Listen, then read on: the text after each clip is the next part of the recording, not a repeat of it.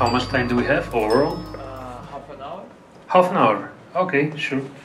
Okay, so guys, you had during the last 2, almost 3 hours, you had like amazing stories about amazing games.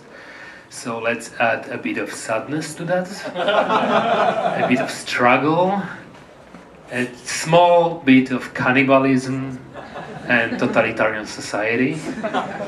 And let's get to Frostpunk, shall we? I would like to start with the launch trailer. I've got 2 short videos to show you. And in between those videos, I like to tell you a bit about the background of the game and like the origin story of the game, if that makes sense. But I think that it would be good to open with the video. We roam the still, cold world. No horizon in sight. The rulers of old, stripped with pride and glory. It feels as yesterday we were turning the wheels of progress. Until the frost stopped it all. Suddenly, without a warning. When tides had changed, they changed for all of us, no matter wealth or class. We lost our world to snow. With it, our last traces of humanity.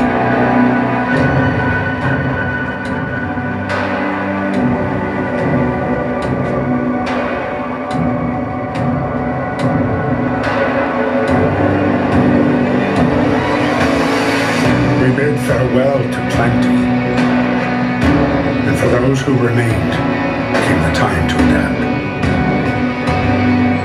We decided to leave our homes and head north. We roamed for weeks, maybe months, leaving behind all the things we once believed had made us. It was hope that pushed us forward. Slowly, step by step, knew the cost of our journey, and we paid the price 100 times. Finally, the time has come to build the last city on Earth. The city must survive. Yeah, so the fun fact, and probably it is the only fun fact related to the game, is that it is not only the intro to the game itself, but it is also more or less the story of its development. So, yeah, and it sums it up quite well, I suppose. So Frostpunk is a city builder, and Frostpunk is a society simulator of sort. Also, it is a survival game and few other things at the same time. But I won't like lay out all the features in front of you right now, because as I see it, and to my knowledge, I share that perspective with all of my colleagues in the studio. What is the most important thing about Frostpunk is that it is an idea-driven game, if that makes sense. Meaning, first and foremost, Frostpunk is a game about what people are capable of when pushed to the limits. And this is the initial idea that sparked, and the initial idea that we found engaging enough to dedicate almost 4 years of our lives to bring it to life. And what happened after that initial decision to bring that idea to life, was hard work to translate that idea from the language of emotions into the language of gameplay, with all the loops, all the mechanics, and all the other things that are making a good game, but all of those things as important as they are, because this is the game after all. So all the mechanics are crucial to the final result. Those things are secondary in our case to the idea itself, and those things are out there to serve the purpose of proper translation of the idea into gameplay, as we believe. And in case of Frostpunk, the fact that it is a city builder and society simulator and all of those things, it is only because we found out that those elements, those pieces of the puzzle are the best ones for us and were the best ones for us to bring that particular idea to life. And that was also true for our previous title, which was This War of Mine. And with This War of Mine, we have started our work in the same manner, meaning we had an idea of creating a game about civilians in a time of war. And then we were trying to figure out how to bring that particular experience to life. And in Frostpunk, it was the same path and the same scenario that we had to get through, I suppose. Because along the way, Frostpunk was many things. For a short period of time, as a paper prototype, but still, it was a sci-fi game set on a small planet of sort, or a meteoroid or whatever, and it was like an industrial city builder of sort, fully steampunk. It is a steampunkish game, I suppose, but it is a very specific type of steampunk right now. We call it a rational steampunk, but whatever. So because there are no top hats there and weird thingies, but basically, along the way, we had we tried many things to bring that game to life, and then we struggled and we scratched few prototypes, and then we were redoing some things and we ended up with the Frozen World. The Frozen World was something that happened late into the development, I suppose, and we ended up with the last city on Earth and the Frozen World and whatever, because this was something that translated that particular idea from our point of view in the best way possible, and it allowed us to create the game that Frostpunk is right now. And I think that we did pretty well considering the numbers and whatnot. But yeah, so that is the short story of Frostpunk, I suppose. But if you have any things you'd like to ask, I'm happy to tell you all the things that are involved when it comes to the marketing side of things. Because when it comes to the marketing part, it was also a experimental thing for us. Because after the main challenge for us after the release of This War of Mine was the expectation of our management board, because we are an indie company, but for an indie company we are quite big, especially right now after Frostpunk, because we are growing in numbers. But in times of This War of Mine, it was 20 of us, something like that. Then on Frostpunk, when it comes to Frostpunk, it was the team that was 40 people strong, and then we grew along the way. Right now we are about 100 people strong. So we are obviously we are growing. So our appetites are growing as well.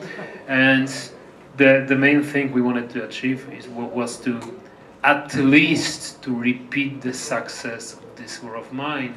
And the bar was set pretty high because This War of Mine was successful. So we had to, and at the same time, the funny thing is, I'm not sure if it's funny, but it was interesting for us. This War of Mine and the success of This War of Mine, I did not design This War of Mine, so I can say that it is a good game, because this is something I can tell you. And This War of Mine was a good game, but the main reason to its success lies in the fact that the idea is very relatable, as I believe. It is something that people understand. It is something that is very like up to date, if that makes sense. It is something that touches people because they know those experiences, they hear about those experiences, they read about them, they see the news and all of those things. And when it comes to Frostpunk, as strong as the idea is, it is harder to get into it because you have to like think about the kind of an alternate history, and then you've got this steampunkish layer, and then you've got the city building part, so it's more complex. So from the gameplay point of view, that's good, because the game is more complex and bigger, and it gives you much more content. So once you are there, and once you are experiencing Frostpunk, it is a better game overall. But the first contact is, I mean, it's harder to get into Frostpunk, I suppose. So it was also harder for us to make it appealing to this wide audience, because with This War of Mine we could reach out to the press. People were like, so this is something new. You've got the game about war, but you are not playing as a soldier or a general, and basically you are playing as a civilian. No weapons are involved whatsoever. So this is something that, and considering all the things that are happening all over the world, this is something that we can write about and people will find it interesting. With Frostpunk we had a level of artificiality or sci-fi thingy that made it more pop cultural than cultural, at least at the beginning. And this is why we have focused on the society, why we, having all of those features out there, meaning the city building and all, we have focused on society survival.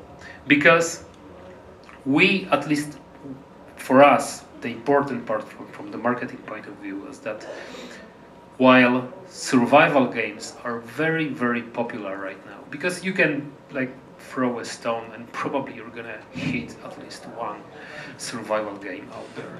And that's not a bad thing, because well-made survival game is a very interesting thing to play. But our perception was, and to my knowledge it still is, I mean there are some exceptions, but basically almost all of the survival games are focused on a single human being or a small group of people.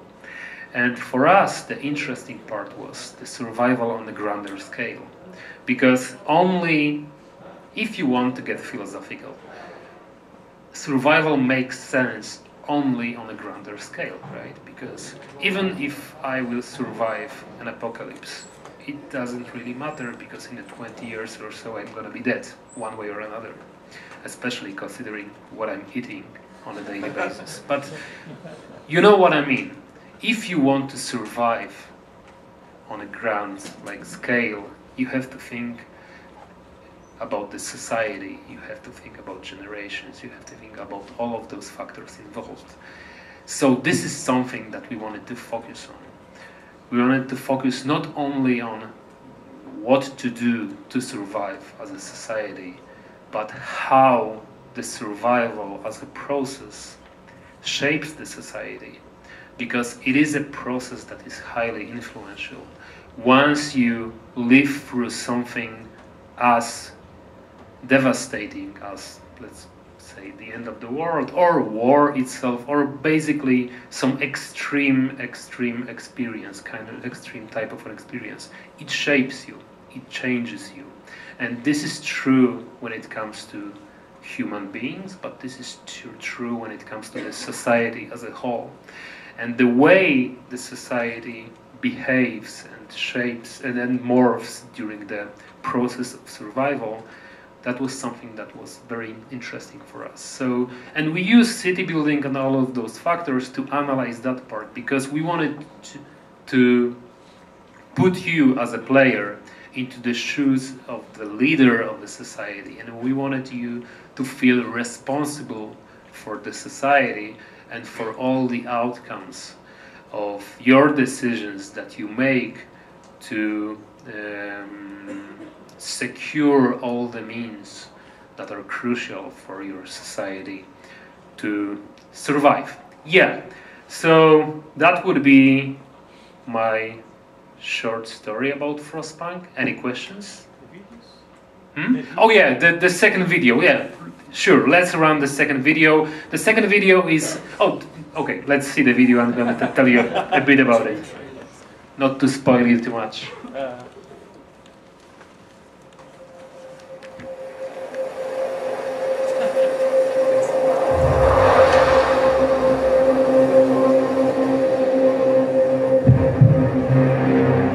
When we end up with next to nothing,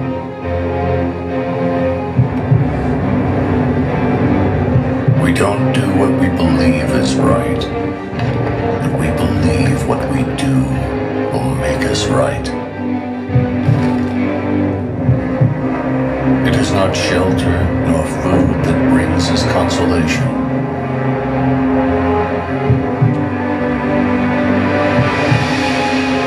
For it is hope that makes us grow.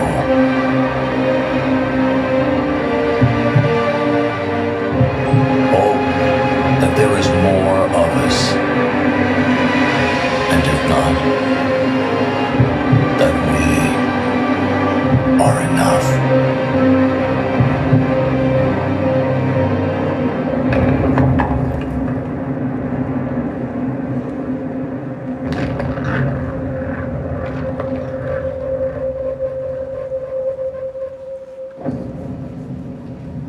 I haven't seen that trailer in a while, actually, and it is an old one. It was our first gameplay trailer, so some of the elements here are very work in progress, especially the last phase, the last take, which like shows you the whole map of the environment.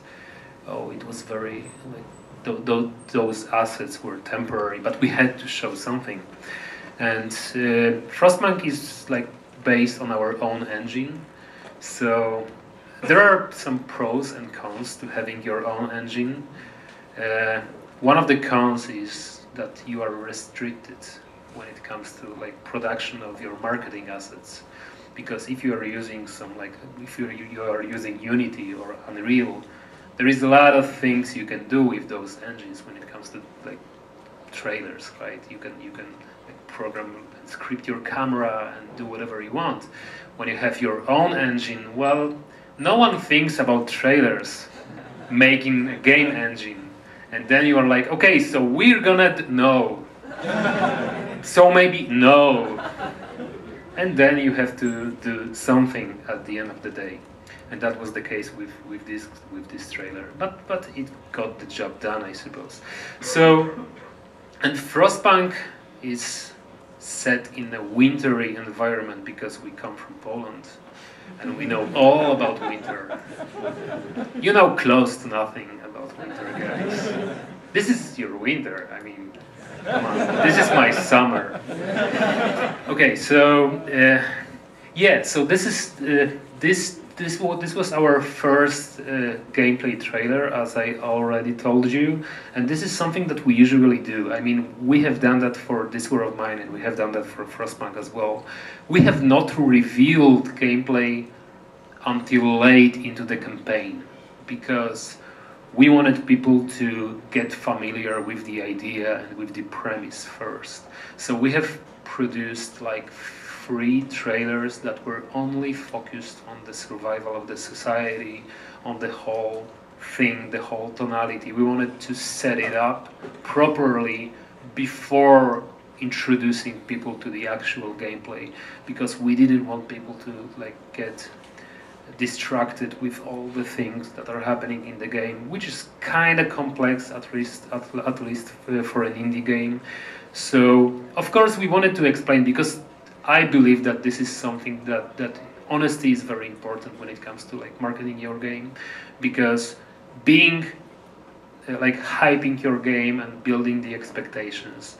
You can like grow your numbers prior to the release, and you can achieve some good results on day one, but if you are not honest, you're gonna flop early after that, because people will realize that your game is not something that you have promised, and then you are going to hell. So we didn't want to do that, obviously. We wanted to be as honest as possible, laying out all the features, explaining all the features, and telling people what the game is actually about. But we wanted to do that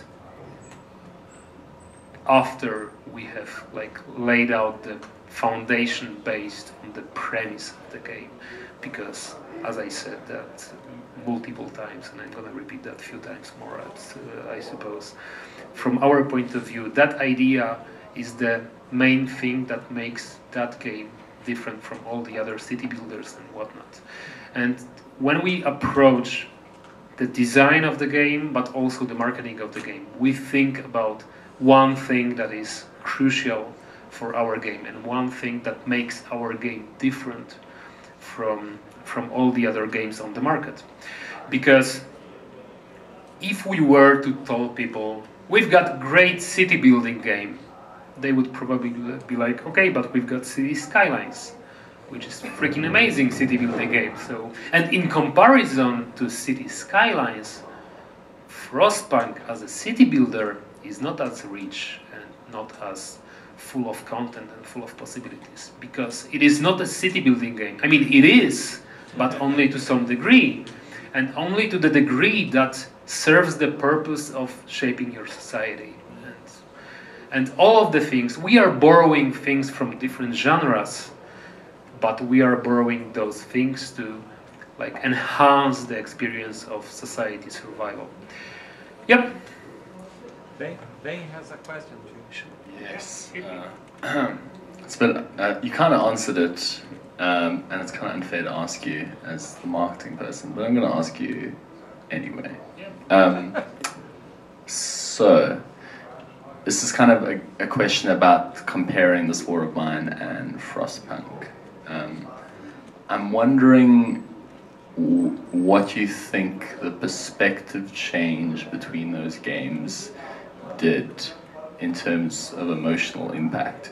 And you kind of spoke about how your goal with Frostpunk was actually to look at the emotional impact of a society rather than a small group of people. And also the kind of pacing of emotional impact between those games is also very big. Very big difference. In This War of Mine, you spend a lot of time with each of those people and then they die like in long parts. But in Frostpunk, they're kind of, you don't spend a lot of time with those people, you don't really connect with them, and then they die quite often. So I was just thought it'd be interesting to hear, like, and I thought this the minute I played Frostpunk. It was like interesting how the perspective changed the emotional impact of every death. So yeah, I guess that's a question.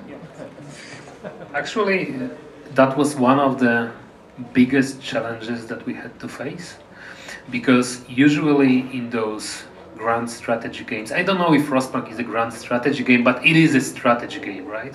And in those games, usually what we do as players is we treat people as resources. We've got wood, we've got stone, we've got whatever we've got in any particular game, and then we've got people, and those people are like represented by a number of sort, and we've got some stats connected to them, but we try to be, at the end of the day, we try to be as efficient as possible to meet our objectives, right? And this is something that we wanted to, this is a kind of a pattern that we wanted to break in Frostpunk, and we had a lot of discussions during the development phase on how to approach that particular problem, not to make our citizens another type of resource. And I'm just observing different reviews and discussions, and I'm listening to podcasts, and people, some people are like, some opinions tells us that we have failed, and people, some people are treating citizens in Frostpunk just as any other resource, while other people are really connecting with them. But there were, like, from the design point of view, I suppose, there are a few things that we wanted to underline and to make it especially important from the gameplay point of view. One of those things is the early stage or early phase of the game. You are starting your game with a small group of people, and the problems that you are encountering at the beginning of the game are usually connected to particular citizens. So you are getting to know those citizens more or less, right? And you can know them by their names and whatever. And then you've got those like decisions that we were like focusing on. Like you've got this child that is being injured in a mine or whatever, or the mother that approaches you and she tells you that her husband and her kids are somewhere out there and she wants you to send some people away from the city to find them and bring them back. So you've got those decisions that are like showing you that you've got some people to deal with, and those people have their own problems and whatnot, right?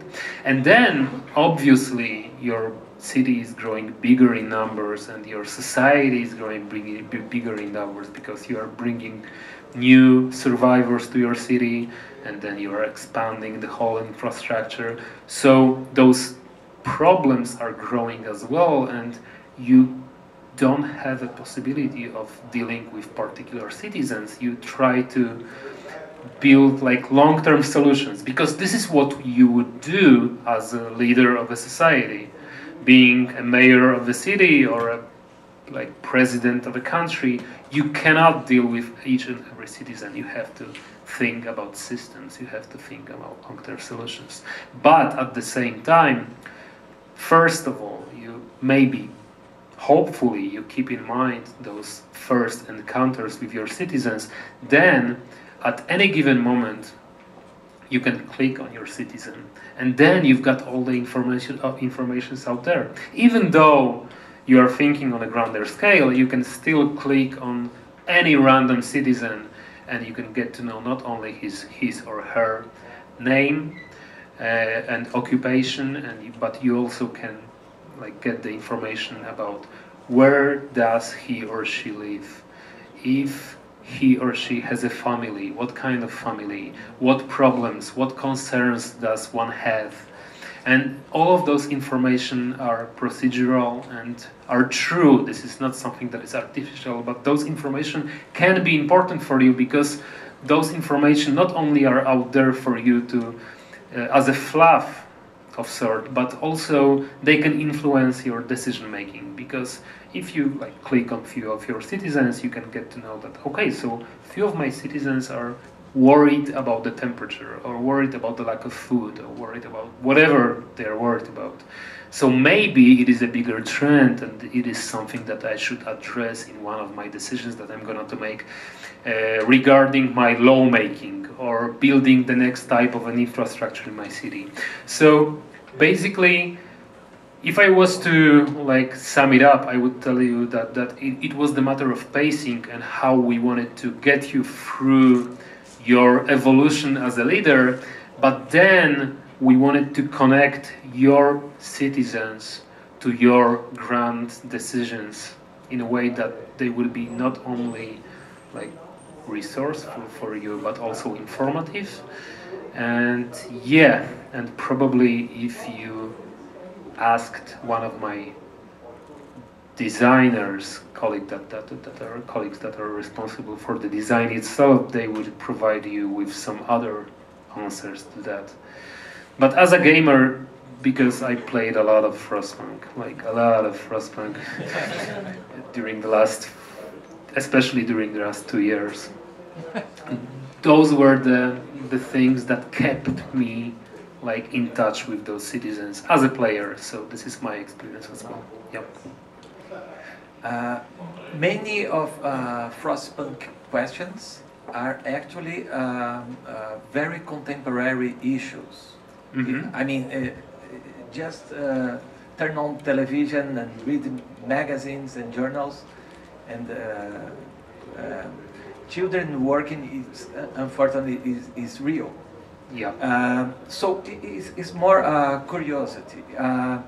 What kind of feedback did you receive, and if any of these are unpredictable or unexpected? Yeah. So first of all, it's by design. I mean, the contemporary shape of the game. We have conducted a vast research regarding the 19th century, because the game takes place in the late 19th century, right? It's an alternate universe, but whatever. So we wanted to draw as much as possible from the British society of the 19th century, because the lore is like people are departing from London and they are heading up north and whatever. So basically we did a lot of research prior to the design itself. And then we were thinking about how to make the game insightful and relatable to people. So we were like focusing on those elements that people can understand and find appealing and that they can get emotional about. And things that we like to discuss and things that keep us going are the things that we consider the most important in our games.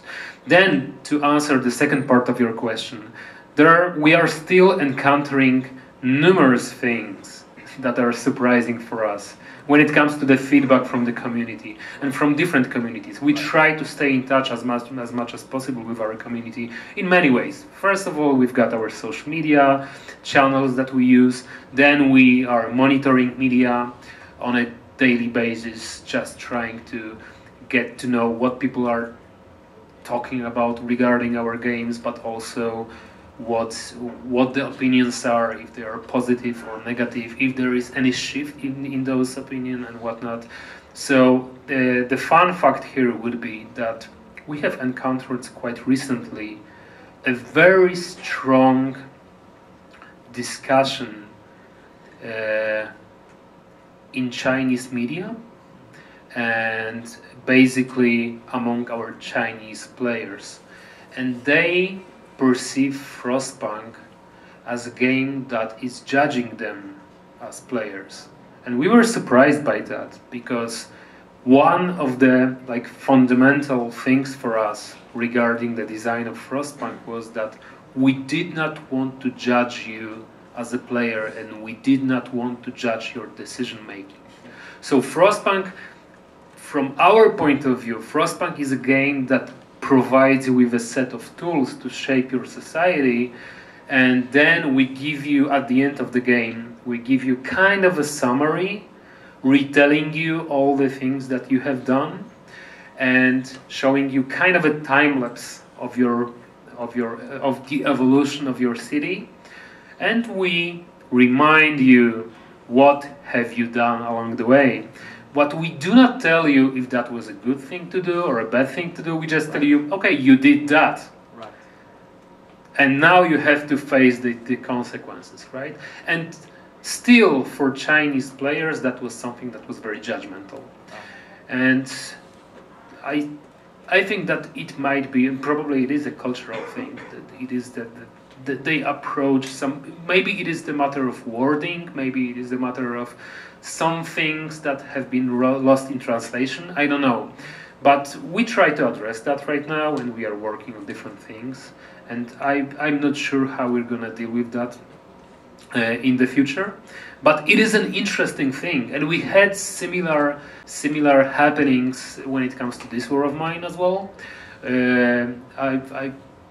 In Bosnia or Serbia, there was this radio show, and during one of the episodes, there was a huge fight on air about This War of Mine, and that was to our surprise as well. So basically, making games that we make, contemporary games that are touching contemporary issues, you usually will bias some people. Some people will be annoyed, some people will love your game. At the same time, you're gonna have a significant community not liking your game, to say that as politically correct as possible. And that's good, because as long as your game evokes some emotions, you have done your work well, I suppose. Because our I don't like that expression, but our mission, something that drives us, is to make games that are meaningful. And you can define that in hundreds of ways, what meaningful gaming is about and what is not about. And for us, meaningful games are games that you want to discuss and want to think about long after you turn off your computer or console or iPad or whatever because it doesn't really matter if it's a small game or big game. What matters for us is that we want our games to stay with you for a longer period of time. Yeah, so probably we're gonna, because Frostpunk, the release of Frostpunk, and we have released Frostpunk like 2 months ago or something like that. It's the beginning of the journey, because this War of Mine has been released in 2014 and it is still going. And it is probably, it's gonna be somewhere up there for the next 2 years at least. So we are thinking about this at least similar life cycle for Frostpunk as well. So we have prepared a support plan for the next year and the year after that, and the game is going to evolve along with the community that is going to evolve with that game as well. So most probably we're going to encounter a few more surprises when it comes to the reception of the game. And we are happy to, and we are excited for those encounters, because we're going to grow along with the game. I remember, just briefly, I remember a discussion about an old Atari game called Missile Command. Yeah. And some people say that, oh, it's a very aggressive and a war game, because you have to have a lot of cannons to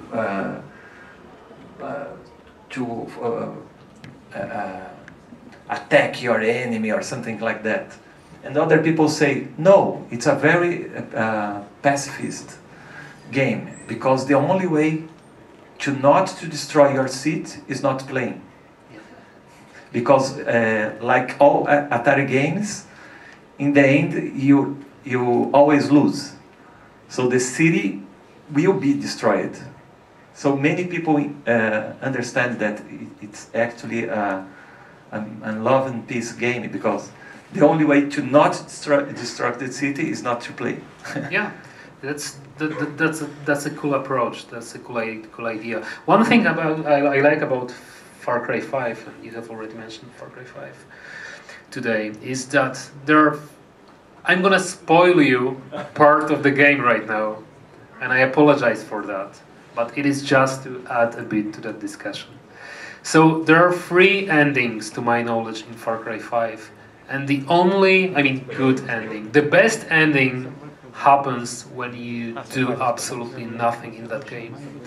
And this is something really smart about this game, because everything you do in that game is horrible. You kill a huge amount of people and you destroy a beautiful environment of Ohio or whatever state that was. But that game tells you that you do not have to do that. And if you decide not to do that, you're gonna have somewhat positive ending. And I'm not sure, we could discuss that game a bit longer, but that's not the like concept behind that meaning. But I like those games that give you some space for the interpretation, and this is something that we try to do with our games as well. And that was the bottom line that I wanted to get to. Okay. Muito bem.